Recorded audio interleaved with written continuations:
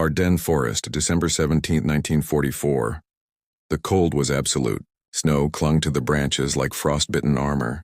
Along the narrow Belgian roads, American convoys crawled through the mist, trucks, jeeps, and fuel carriers grinding forward under the dull weight of war. To the men behind the wheel, the danger seemed distant, far beyond the frozen ridgelines where the front was supposed to be. But inside that fog, an invisible army was already moving. They wore U.S. uniforms, spoke English with rough accents, drove captured jeeps bearing white stars. Their mission, to spread chaos, misdirect divisions, and turn the Allied advance against itself. It began quietly. Road signs twisted overnight, bridges blown without orders. Military police stopped convoys only to find the soldiers questioning them instead. Panic rippled across the American lines. Was the man beside you really one of your own? Then came the first arrest, a sharp-eyed MP asking a casual question about baseball. The German hesitated, one heartbeat too long, and in that pause the masquerade began to crumble. By December 1944, Germany was fighting for survival. On the Eastern Front, the Red Army was advancing relentlessly toward the Oder. In the West, Allied forces had broken out from Normandy and were now pushing toward the Rhine. The Reich was running out of fuel, ammunition, and time, but Adolf Hitler, isolated in his headquarters at the Wolf's Lair, refused to accept defeat. He believed one last offensive, a lightning strike, could shatter the fragile Allied coalition and force a negotiated peace. The plan was daring, even desperate. Launch a surprise attack through the Ardennes Forest, a region the Allies considered quiet and lightly defended. The goal: capture the port of Antwerp, split the British and American armies, and encircle entire divisions before they could react. The operation was codenamed Wacht am Rhein, Watch on the Rhine. But to make it succeed, Hitler needed more than tanks and troops. He needed confusion. That task fell to one man, SS Obersturmbannführer Otto Skorzeny. Skorzeny was already a legend inside the Reich. In 1943, he had led the audacious glider-borne rescue of Benito Mussolini from captivity in Italy, earning the nickname the most dangerous man in Europe.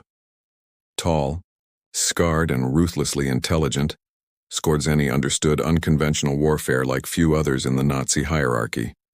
When summoned to Hitler's headquarters in October 1944, he was handed a new mission, one that defied every rule of conventional combat. The birth of Operation Greif. Skorzeny's orders were clear yet extraordinary.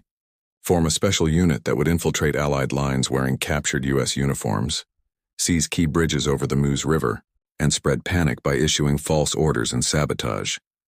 The plan was called Operation Greif. Griffin.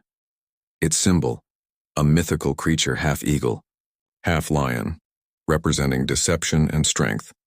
The mission's goals went beyond tactical success.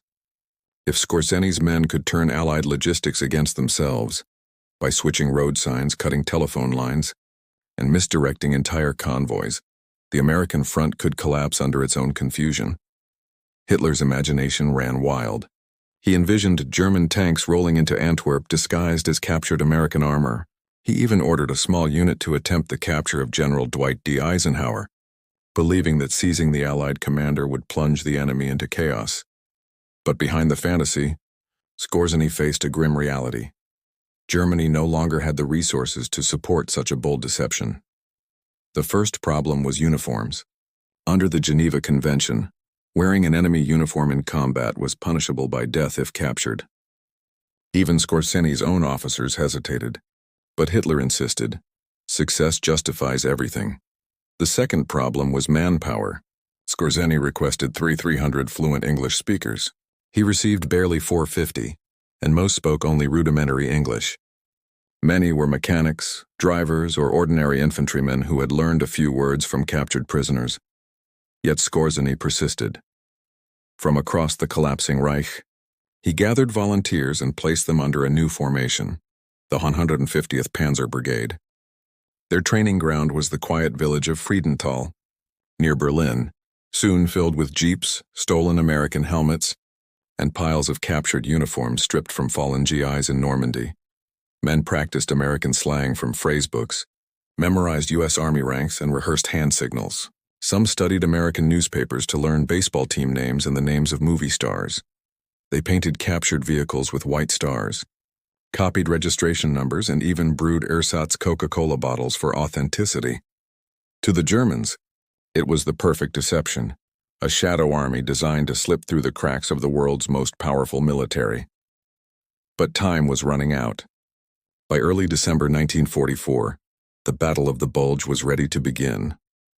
The snow was heavy, the skies were gray, and Allied reconnaissance was grounded. Under that blanket of fog and winter, Skorzeny's disguised commandos, now many barely trained, began to move toward the front. They carried silenced pistols, demolition charges, and forged documents. Their mission: sow confusion, change road signs, and paralyze the enemy long enough for the German spearheads to reach the Meuse. To the ordinary American soldier on the line, they would look and sound exactly like friends. No one on the Allied side yet knew that within hours, the front would descend into chaos, a chaos born not of firepower, but of deception. At 5:30 a.m. on December 16, 1944, the stillness of the Ardennes was shattered. German artillery erupted across an 80-mile front, unleashing one of the most intense bombardments of the Western Front. Within minutes, the forest echoed with the thunder of 1,600 guns, the opening strike of the Battle of the Bulge. Under the cover of fog and snow, 200,000 German soldiers surged forward. Tanks from the 6th SS Panzer Army and the 5th Panzer Army punched through thin American defenses in Belgium and Luxembourg. Confusion spread instantly. Communications failed, units lost contact, and entire battalions vanished into the mist.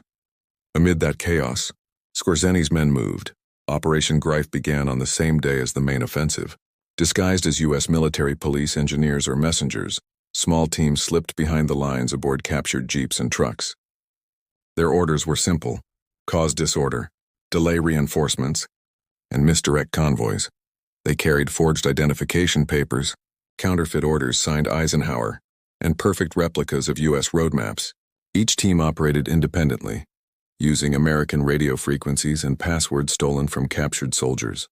Their first targets were roads and bridges. Signs pointing to Bastogne, Saint-Vith, and Liège were rotated or swapped entirely. Bridges that were supposed to remain intact were demolished. Allied engineers arrived at crossings only to find demolition crews already sent by headquarters. In reality, Skorzeny's men in disguise. In one instance, a team redirected an entire convoy of Sherman tanks down the wrong road, sending them straight toward the advancing German lines. The deception worked. By midday, chaos was spreading faster than any German tank. The Allies responded at first. American headquarters refused to believe it. Reports of English-speaking Germans dressed as GIs sounded like rumors. But by the second day, the stories could no longer be ignored. Near Malmedy, a group of supposed American MPs stopped a convoy, checked identification, and then vanished. Minutes later, the same convoy drove into an ambush.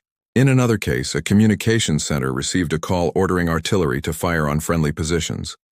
An order later traced to a falsified transmission. The scale of infiltration was small, but the psychological impact was enormous. Paranoia took hold across the front. Checkpoints sprang up on every road. Soldiers were stopped, questioned, and re-questioned. Even generals found themselves detained by jumpy MPs. One of the most famous incidents occurred when General Omar Bradley, commander of the 12th Army Group, was stopped near Liège and asked to identify the capital of Illinois. He answered, "Springfield." The MPs, satisfied, waved him through. Had he hesitated, they might have arrested one of America's top generals on the spot. Fear spreads. Within 48 hours, the entire Allied rear area was gripped by suspicion. Military police carried lists of questions only an American would know. Some asked about baseball teams, state capitals, or the color of traffic lights in New York City. Wrong answers meant handcuffs. Real American soldiers were detained, interrogated, even jailed. The deception had achieved what the German High Command had hoped for: panic and paralysis. Headquarters in Paris went into lockdown. Bridges were closed, convoys delayed, orders checked twice. Even General Eisenhower himself was temporarily confined under guard. As rumors spread that Skorzeny's men were plotting to assassinate him in his headquarters at Reims, The irony was striking. Only a few dozen infiltrators had penetrated Allied lines, yet their effect rivaled that of an entire division. Skorzeny's units had not captured bridges or seized Antwerp, but they had created something just as valuable: doubt. The cost of deception. However, the price of such deception was high. Many of the disguised commandos knew that if captured, they would be treated not as prisoners of war but as spies, and executed. By December 18th, several had already been arrested. Suspicious behavior at roadblocks, mismatched slang, or hesitation under questioning gave them away. Among the first to be caught were 4 Germans stopped near Awil, Belgium. When asked, "Who won the World Series last year?" one replied, "I do not know the answer to that." Moments later, they were under arrest. Under interrogation, they confessed everything: their mission, training, and objectives. Their testimony confirmed Allied fears. Operation Greif was real. That same night, an American counterintelligence order went out across all commands. All personnel to be examined for identity, knowledge of American culture and unit background. Extreme caution advised. The infiltration had reached its peak, and so had the paranoia. But soon, Skorzeny's bold deception would begin to unravel, one captured jeep at a time. The fog of war was never thicker than in December 1944. In the snow-covered forests and narrow roads of Belgium, every soldier became suspicious, and even of his own shadow. Men who had fought side by side for months now looked at each other with hesitation. Accents were studied. Faces were scrutinized. Small talk became interrogation. At every checkpoint, American soldiers faced a sudden, strange test of identity. Who's the president? What's the capital of Illinois? Who won the last World Series? A wrong pause could end in a drawn gun. For the first time in the European War, the U.S. Army was fighting not just an enemy on the battlefield, but an invisible one hidden inside its own ranks. The fear was justified.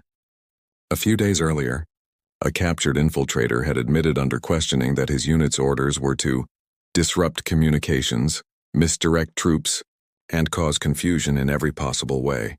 He also revealed something more chilling. Some teams had been told to target Eisenhower himself. That revelation spread like wildfire through the Allied lines. Suddenly, every jeep near headquarters looked suspicious. Every officer was checked and rechecked. One American lieutenant later recalled, "I began to wonder if I could even prove I was me."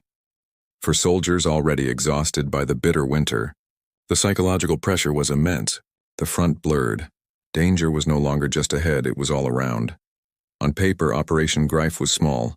Only about 150-200 German commandos managed to infiltrate Allied lines. But their impact was far greater than their numbers. They understood the geography, the language of the military, and the importance of timing. Even a single false road sign could reroute entire supply convoys, delaying fuel, ammunition, and reinforcements. In the opening days of the Battle of the Bulge, that confusion played perfectly into Hitler's plan. Convoys jammed narrow roads. Units were delayed hours. Communications broke down. Officers at every level began second-guessing their orders, wondering if they came from genuine headquarters or German imposters. At Bastogne, where the 101st Airborne was digging in, supply trucks failed to arrive on time because of false directions. At St. Vith, engineers demolished the wrong bridge after receiving orders from men in American uniforms. These incidents, though scattered, multiplied the fog of war. They slowed the Allied reaction just enough for the German spearheads to gain precious ground in the early days of the offensive. It was exactly what Skorzeny had envisioned. Tactical paralysis born from psychological manipulation. Yet as the hours passed, the deception began to show cracks. American MPs grew more alert. Interrogation methods improved. Captured infiltrators began revealing patterns. The units they claimed to belong to, the slang they used, the small errors in speech that gave them away. More than anything, Operation Greif proved that fear was a weapon. Even when the real infiltrators were captured, the fear they created lingered. Rumors spread like wildfire through every regiment. That German spies had infiltrated headquarters. That the bridges to Antwerp were already lost. That Eisenhower had been assassinated. None of it was true, but the mere possibility froze movement and eroded trust. In war, speed and clarity are everything. Skorzeny had stolen both. The U.S. Army responded with intense security sweeps. MPs began setting up random checkpoints. Officers had to present multiple forms of identification. Entire convoys were stopped for questioning. Roads that should have been filled with fuel trucks were now blocked by soldiers verifying each other's hometowns. In a single day, Allied movement slowed by nearly 50%. It was a victory of uncertainty, a triumph of doubt. Even the highest command was not immune. Eisenhower's headquarters in Reims went into lockdown. His personal guards were doubled. Orders were transmitted only by courier. The supreme commander of the Allied forces was, for a brief moment, effectively under siege by fear. One intelligence officer later described the effect. Skorzeny's men didn't need to destroy bridges or convoys.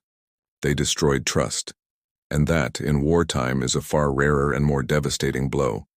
But even as Operation Greif created chaos, it also created controversy, especially among the Germans themselves.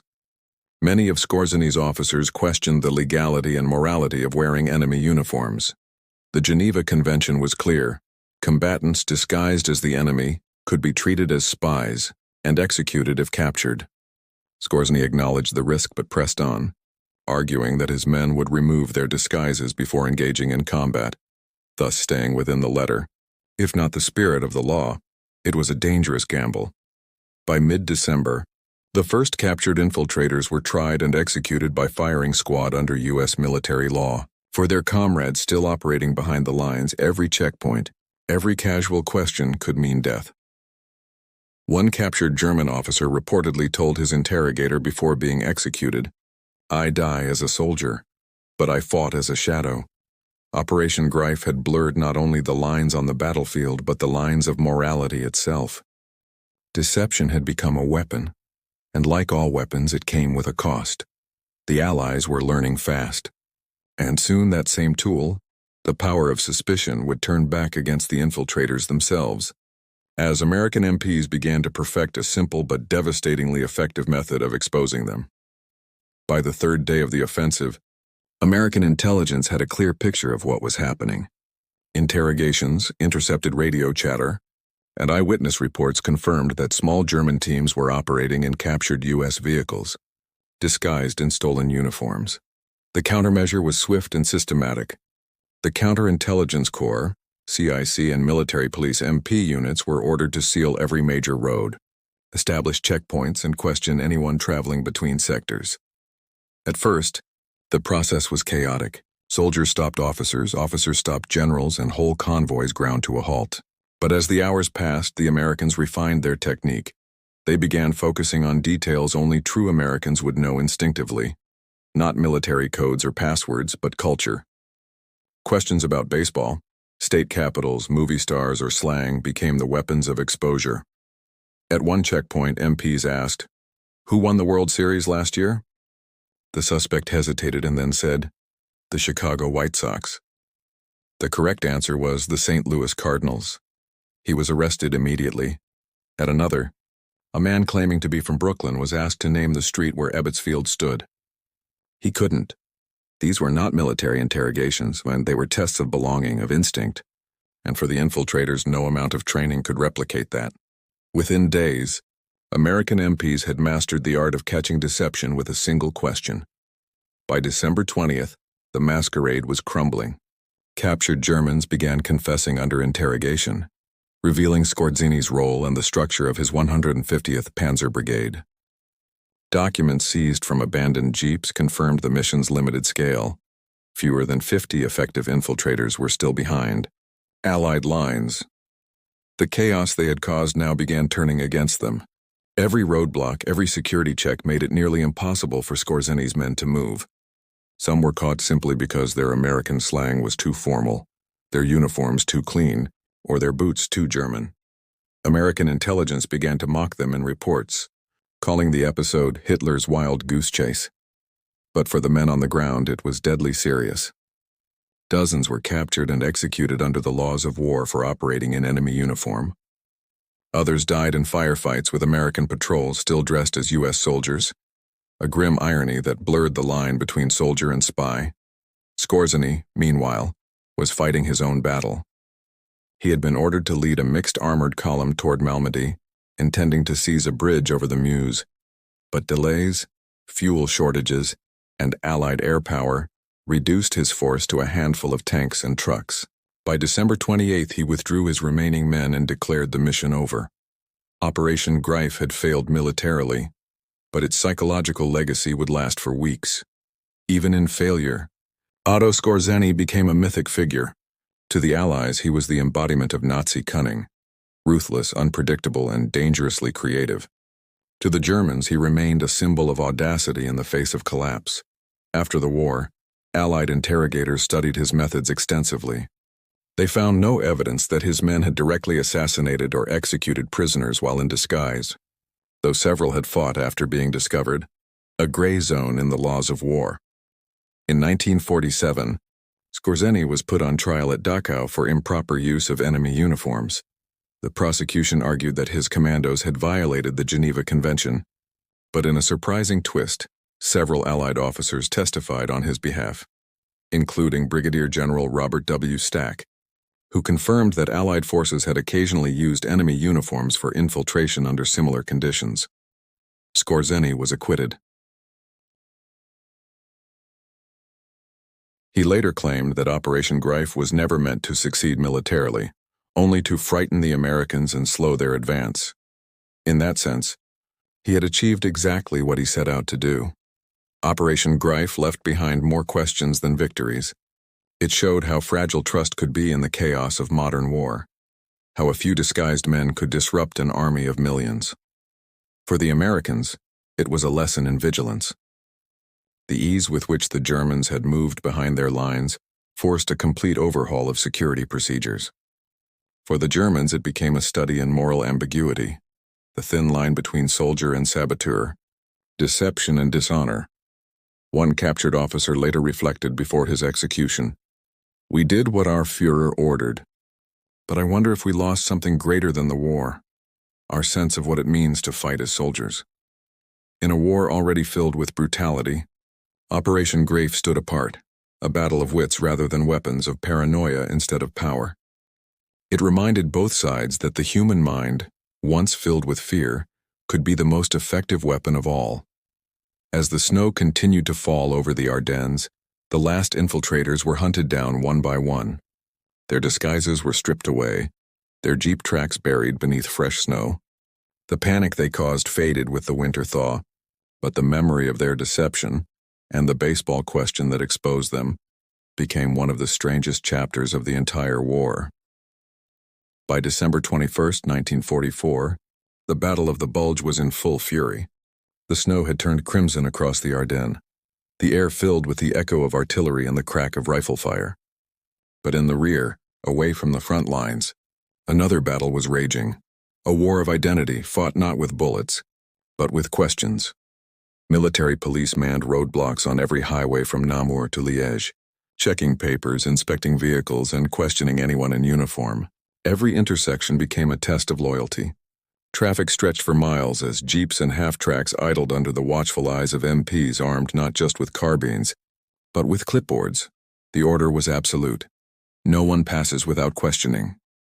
That morning, at one such checkpoint near Eupen, a small convoy approached. The lead jeep carried 4 men in American winter gear, their helmets dusted with snow, their vehicle marked with a crisp white star. Everything appeared perfect, too perfect. An MP waved them down. "Morning, Sergeant." "Where you headed?" The driver replied in a casual drawl that sounded almost right. "Liège, Division HQ." Almost right, but not quite. The accent was off. The tone too careful, the words too measured. The MP, a veteran from New Jersey, narrowed his eyes. "You from the States?" "Yeah," the driver said. "Brooklyn." The MP smiled faintly. "What's the name of the street Ebbetsfield's on?" Silence. A flicker of hesitation. Barely a second, but enough. The MP's carbine came up instantly. "Step out of the vehicle, hands where I can see them." Within minutes, the men were disarmed and taken into custody. Inside their coats were German-issued Lugers. Not Colts. Their documents were perfect, but their dog tags, stamped from the wrong metal, gave them away. Operation Greif had just suffered one of its biggest losses. Across the front, similar arrests began flooding in. Dozens of disguised Germans were caught in quick succession, some by sharp observation, others by the simplest questions. In Bastogne, an MP asked a supposed lieutenant, "Who plays center field for the Yankees?" He froze, then blurted out, "Babe Ruth." The guards laughed grimly. "Nice try. He retired 10 years ago." Each capture chipped away at the myth of invincibility surrounding Otto Skorzeny's commandos. American counterintelligence compiled lists of the questions that worked best. They discovered that trivial details, sports, geography, slang, exposed imposters far more effectively than formal military interrogation. Real Americans answered without thinking. Imposters hesitated every time. In less than a week, the wave of confusion that had paralyzed the Allied rear began to subside. Order was returning, checkpoint by checkpoint. As the Allies adapted, the German deception collapsed under its own weight. American security procedures grew airtight. Convoys moved again, messages were verified through new codes, and senior officers resumed command mobility. Meanwhile, in the snow-clad forests around Stavelot and Malmedy, the main German advance was stalling. Fuel shortages, stubborn American resistance, and worsening weather slowed the offensive to a crawl. Without the confusion created by Greif, the German armies were now exposed to Allied air power. Once the skies cleared, they would be annihilated. Skorzeny's mission, intended to tilt the balance, had instead bought the Allies time to recover. The very fear it created had hardened American discipline. For the infiltrators still behind American lines, the situation had become desperate. They could no longer move openly. Every town, every intersection, every farmhouse was a trap. Some tried to abandon their disguises and slip back through the front, wearing German uniforms hidden beneath their American coats. Others burned their fake papers and attempted to surrender. A handful continued to operate, sabotaging communication lines, cutting fuel hoses, or laying mines. But their chances of survival were slim. Those who were captured faced swift justice. At Huyen-Namur, military courts convened on the spot. Convicted spies were executed within hours. The verdicts were clear. Wearing enemy uniforms while conducting combat operations violated the laws of war. The executions were public, both as punishment and as warning. American soldiers who witnessed them understood the message. Deception had limits. Even in total war, some rules still held. As the front stabilized, one man remained in a state of virtual confinement: General Dwight D. Eisenhower. Intelligence still feared an assassination attempt, and rumors about Skorzeny's commandos in Paris refused to die. For weeks, Eisenhower was guarded by armed escorts wherever he went. His movements were restricted, and only a handful of officers were cleared to see him in person. In a letter to his wife, Ike joked about being a prisoner of my own headquarters, but the threat was taken seriously. All across France and Belgium, posters warned soldiers, "Beware of enemy agents in American uniforms." The paranoia would not fade until mid-January, long after the last German infiltrator was captured or killed. By then, the offensive had failed. The Bulge, Hitler's last gamble, had been crushed. The Reich's dream of dividing the Allies was gone, buried under snow and the wreckage of tanks that never reached the Meuse. And for the Americans, one strange chapter of the war had ended, a chapter defined not by battles, but by questions. The great deception had collapsed. But before the war's end, Otto Skorzeny would face a reckoning of his own, one that would decide whether he was a daring soldier or a war criminal. By December 24, 1944, the fog that had hidden Skorzeny's shadow army finally began to lift, both literally and metaphorically. The skies cleared. The U.S. Air Force returned, and with it came the end of the last great German gamble on the Western Front. Skorzeny's 150th Panzer Brigade, the unit built on illusion, was dissolving. Fuel shortages left its tanks abandoned. Jeep patrols, once slipping silently behind Allied lines, now found themselves hunted across the snow. In one bitterly cold morning near Malmedy, a small team of disguised Germans tried to pass through an American checkpoint. They smiled, waved, and spoke English with careful confidence. "Morning, boys. Heading up to Bastogne," one said. The MP, barely 20, nodded, then asked, "Who's Mickey Mouse's girlfriend?" The man blinked, confused. Who? The guard's expression hardened. Step out of the jeep. Within minutes, another team of infiltrators was in custody. The baseball questions had evolved into cultural ones, the kind no textbook could teach. It was over. The deception that had once threatened to paralyze the Allied front had now become a punchline whispered among GIs. If he can't name a ball team or a movie star, he's not one of us. While Skorzeny's commandos faced capture, the main German offensive was falling apart. By Christmas Eve, American paratroopers held Bastogne. General Patton's Third Army was advancing north, breaking through the encirclement. The once surging tide of German armor now stalled in snow and mud, strangled by lack of fuel and Allied air attacks. Skorzeny's last radio report to Berlin was grim. Mission objectives unattainable. Units dispersed, returning to German lines. He withdrew the remnants of his brigade on December 28th, escorting them back through the shattered Ardennes under constant bombardment. By the time they reached German territory, fewer than half of his men remained. What had begun as one of Hitler's boldest deceptions ended as a costly experiment, a tactical failure, but a psychological spectacle that had left a mark on both armies. The captured infiltrators, about 40 in total, were interrogated across multiple Allied facilities in Belgium and France. Most were young, mechanics, drivers, or engineers, not trained spies. Their English was learned from American movies and radio broadcasts before the war. They told the same story. Skorzeny had ordered them to wear U.S. uniforms to cause confusion, but to remove them before fighting, a thin attempt to stay within the law. Under questioning, they described their training at Friedenthal and Grafenwohr, where they had practiced everything from slang to American marching styles. They admitted to learning phrases like "what's cookin'" and "see you later," but often mixed them with awkward German grammar. The interrogators noted that the men seemed almost relieved to have been caught. They had lived for days surrounded by enemies, terrified not only of being discovered but of being shot by their own side if mistaken for real Americans. For them, the masquerade had become a nightmare. After withdrawing his forces, Skorzeny returned to Germany a frustrated man.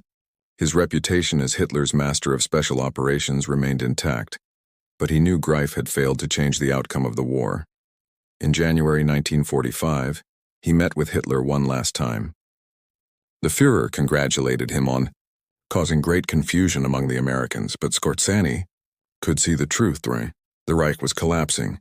He was later reassigned to Austria to form a guerrilla resistance movement called Werwolf, meant to harass Allied occupation troops after the fall of Germany. The project never took shape. When the war ended in May 1945, Skorzeny surrendered voluntarily to U.S. forces in Bavaria. The man once hailed as the most dangerous commando in Europe now found himself behind barbed wire, facing the same interrogations he had once ordered for others. In 1947, Otto Skorzeny stood trial before an American military tribunal at Dachau. He was accused of war crimes for ordering his men to fight in American uniforms, a direct violation of the Geneva Convention. The prosecution presented evidence of captured German soldiers who had fought while disguised, as well as documents bearing Skorzeny's signature. But in an unexpected turn, several Allied officers, including Brigadier General Robert W. Stack and British SOE veterans, testified in his defense. They admitted that Allied forces, too, had occasionally used enemy uniforms for infiltration and deception, provided they were removed before combat. The tribunal ruled that no conclusive proof showed Skorzeny's men had fought while disguised. He was acquitted and released. A shadow of war after the war, Skorzeny lived quietly in Spain under the protection of Francisco Franco's regime. He worked as an engineer, wrote memoirs, and occasionally gave interviews, always portraying himself as a soldier, never a criminal. When asked about Operation Greif, he shrugged. It was not a victory, but it was proof that fear can be as powerful as any weapon. In a way, he was right. The infiltration had achieved little on the map, but it had exposed a fundamental truth of modern warfare, that the human mind, once confused, can paralyze an army more effectively than tanks or bombs. By January 1945, the snow in the Ardennes began to melt. The roads cleared, The checkpoints came down and the baseball questions faded into memory. But for the men who had lived through it, those weeks left an imprint, a reminder that even in a war of steel and fire, a single question could mean the difference between life and death. When the Battle of the Bulge finally collapsed in January 1945, the fog lifted to reveal the true scale of Germany's defeat. The Ardennes, once white and still, were now littered with the burnt remains of panzers, shattered vehicles, and thousands of frozen bodies. The last German offensive on the Western Front had failed. For all the brilliance and audacity of Operation Greif, it had achieved almost nothing of strategic value. The German army had gained a few days of confusion and lost irreplaceable men, fuel, and equipment. The deception had been clever, but the war had moved beyond cleverness. Yet the operation left a deeper mark, not on the map, but on the minds of those who fought through the paranoia it created. A nation questioning itself in the wake of the infiltration scare. The U.S. Army undertook a full review of its internal security. Reports showed how a few dozen German infiltrators had disrupted communication and delayed logistics across an entire front of 600,000 men. The lessons were immediate. Allied command tightened procedures for identification, introduced new password protocols, and revised movement orders to prevent confusion. Military police units were given new training in counterintelligence questioning, blending observation, psychology, and cultural instinct. It was the birth of a new kind of warfare, intelligence through identity. The baseball question became legend, not because of the sport, but because it symbolized something deeper. In a war of machines and numbers, it showed that the smallest human details could still decide survival. The human toll for the soldiers on both sides, the psychological toll, lingered. American troops who had endured those tense days behind the lines often recalled the feeling of distrust, a sense that anyone, even a friend, might not be who they seemed. Years later, one MP remembered, "It wasn't the enemy we feared, it was the doubt." You never forget that. For the captured Germans, the end came swiftly. Dozens of Skorzeny's men were executed under military law for espionage. Others were imprisoned for years before repatriation. Few of them ever spoke openly about their mission. The moral question haunted many of them, not whether they were brave, but whether they had crossed a line that soldiers were never meant to cross. Skorzeny's legend, for Otto Skorzeny himself, the outcome was paradoxical.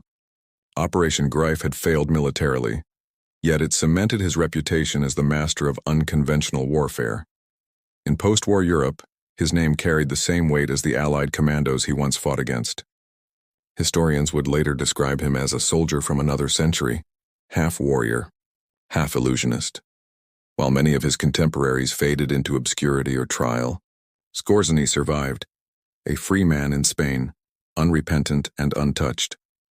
In the years that followed, rumors surrounded him, that he worked as an advisor to Middle Eastern armies, that he helped former SS officers escape to South America, that he collaborated with intelligence services during the early Cold War. Whether those stories were true or not, one fact remained certain. His brief deception in the winter of 1944 had outlived him, a lesson. Etched in snow for the Allies, the lesson of Operation Greif was clear. They had faced an enemy willing to disguise itself in their own skin, and they had survived by knowing who they were.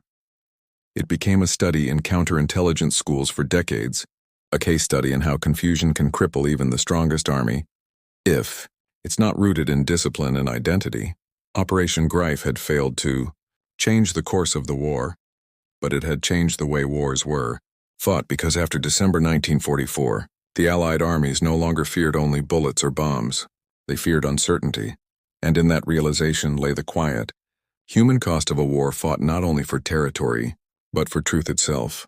As 1945 unfolded, the Battle of the Bulge faded into the larger collapse of Nazi Germany. The snow melted from the Ardennes roads, revealing the wreckage of tanks, uniforms, and broken ambitions. Yet among the countless reports and field records, the story of Operation Greif lingered, a strange, almost surreal episode where deception, not firepower, had defined the battlefield. For many American veterans, it became a reminder of how fragile trust could be under pressure. They remembered not just the firefights or artillery barrages, but the endless roadblocks, The nervous MPs stopping every truck, the uneasy glances exchanged between men who were supposed to be on the same side. Even years after the war, the veterans spoke of those days with the same quiet astonishment. It was like being inside a dream, one recalled. You couldn't tell what was real anymore. Shaping the future of intelligence in Washington and London, military analysts dissected Greif in meticulous detail. What they saw wasn't just an isolated operation, but a warning about the psychological dimension of war, how misinformation could spread faster than any tank column. In post-war studies, the U.S. Army concluded that the German deception had delayed Allied response times by up to 48 hours in some sectors. That short delay had nearly given Hitler's armored divisions the breakthrough they needed to reach the Meuse. From that point forward, deception and counter-deception became permanent fixtures in Allied doctrine. When the Cold War began, these lessons reappeared under new names: counterintelligence, psychological operations, disinformation control. The principles were the same ones born in the Ardennes snow, that confusion can be more deadly than combat, and that trust once broken can be weaponized. Historians still debate where Operation Greif fits on the moral spectrum of warfare. Some argue it was a clever, legitimate use of disguise, no different from Allied deception units that used fake tanks and camouflage to mislead the enemy. Others view it as a direct violation of the Geneva Convention, a line that turned soldiers into spies. The post-war tribunal at Dachau tried to draw that line, but even its verdict was uncertain. Skorzeny's acquittal did not erase the moral shadow of his mission. It only blurred it further. One Allied prosecutor wrote afterward, "We won the case." He won the argument. The verdict established a dangerous precedent, that deception, when executed under certain conditions, could be considered lawful. It was a gray area that intelligence agencies would exploit for decades to come. The myth outlives the men by the 1950s. The story of German soldiers dressing as Americans had entered popular legend. It was retold in books, magazines, and eventually films, often exaggerated, sometimes romanticized, but always fascinating. For the public, it became a symbol of wartime cunning. For veterans, it was a ghost, a memory of confusion and fear that no movie could capture. Even Otto Skorzeny, who died in 1975 in Madrid, remained larger than life. In interviews late in his life, he claimed that Greif had achieved exactly what he intended: to make the Americans doubt themselves. He never apologized, never expressed regret. But for the men who froze in the Ardennes that winter, for the MPs who stood in the snow asking strangers about baseball, for the soldiers who couldn't sleep because they no longer trusted their comrades, Greif was not a story of triumph. It was a story of disillusionment, a legacy written in questions. In the end, Operation Greif changed nothing about the war's outcome. The Reich still fell, the Allies still advanced, but it revealed a timeless truth, that the most dangerous weapon in war is not always a gun or a tank. It's uncertainty. When the snow cleared and the dead were buried, the soldiers who survived took one lesson home. Victory is not just about power. It's about knowing who you are and knowing who you can trust. From that winter forward, no soldier looked at a friendly uniform quite the same way again. The war would move on, through the ruins of Berlin and into a fragile peace. But the echoes of that strange December, when German soldiers spoke English, and American MPs guarded the truth with questions, would remain etched in the memory of a generation. The Ardennes fell silent again in January 1945. The snow covered everything: wrecked tanks, frozen rifles, nameless graves, as if history itself was trying to hide the madness of that winter. But silence could not erase what had happened there. In a war defined by colossal battles and industrial destruction, Operation Greif was something different. It was small, almost insignificant by numbers, a few dozen men pretending to be what they were not. And yet, for a few days, it shook the confidence of an entire army. It proved that wars are not won only by firepower, but by perception, by what men believe to be true. A misplaced signpost, a forged order, or a wrong answer to a baseball question could shape the outcome of a battle as surely as a tank or a bomber. For the Americans, the episode became a lasting reminder that vigilance must extend beyond the battlefield. For the Germans, It stood as a testament to desperation, the moment when deception became their only weapon left.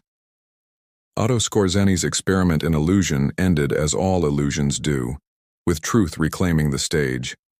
But the echo of his deception endured, influencing intelligence agencies, special forces, and counterespionage for generations. It was the birth of modern psychological warfare, born not in laboratories or think tanks, but in snow, fear, and doubt. And for the men who lived it, the young MPs with rifles in trembling hands, asking strangers about home runs and hometowns, it became a lesson in what war really is. Not just the clash of armies, but the collision of trust and survival. The Ardennes forests would bloom again with spring, their scars hidden beneath green. But for those who remembered, the question would linger forever. In the chaos of war, when uniforms lie and orders deceive, how do you tell who's truly on your side?